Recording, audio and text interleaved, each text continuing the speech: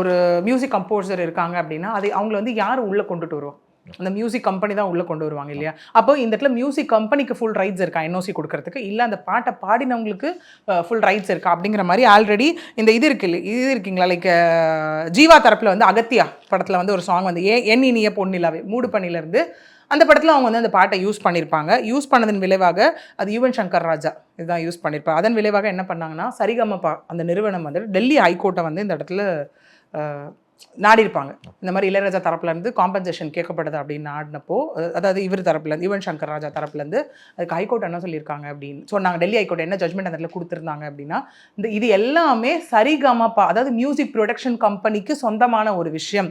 அவங்க கிட்ட இருந்து என்ஓசி வாங்கினா மட்டும் இந்த இடத்துல போதும், பாட்டு பாடினவங்களுக்கு எந்தவித உரிமையும் கிடையாது, காப்பிரைட் வாலியேஷன் கிடையாதுன்றதை அவங்க ஒரு ஜட்மெண்ட் அந்த இடத்துல கொடுத்துருப்பாங்க. ஓகே, ஸோ இதுதான் வந்துட்டு நான் சொல்கிற மாதிரி ஒரு டிபேட்டபிளான விஷயம் போகுது. அப்போ இப்படி இருக்கும் பட்சத்தில் இளையராஜா எவ்வாறு வந்து இதில் வந்து உரிமை கொண்டாட முடியும் அப்படிங்கிறது தான் ஒரு விஷயம். ஏன்னா இது எல்லாமே எதை சார்ந்து இருக்குது இந்த ரெண்டு விஷயம் அப்படின்னா, ஒரு என்ஓசி வேணும், இல்லை ஒரு உரிமம் யாருக்கு சொந்தமானது, இசையமைப்பாளருக்கு சொந்தமானதா இல்லை இசை நிறுவனத்துக்கு சொந்தமானதா அப்படிங்கிற ஒரு விஷயம்தான் இருக்குது. இன்னும் தொடர்ந்து போனோம் அப்படின்னு பார்த்தீங்கன்னா, இந்த லப்பர் பந்தில் வந்து நீ பொட்டு வச்ச அப்படிங்கிற ஒரு சாங் இருக்கு இல்லையா, விஜய் இந்த மாதிரி தொடர்ச்சியாக அவர் வந்துட்டு ஏதோ ஒரு விஷயத்த பண்ணிட்டு இருக்கக்கூடியது தான் நம்மளால வந்து பார்க்கக்கூடிய ஒரு விஷயமா இருக்குது இந்த இடத்துல.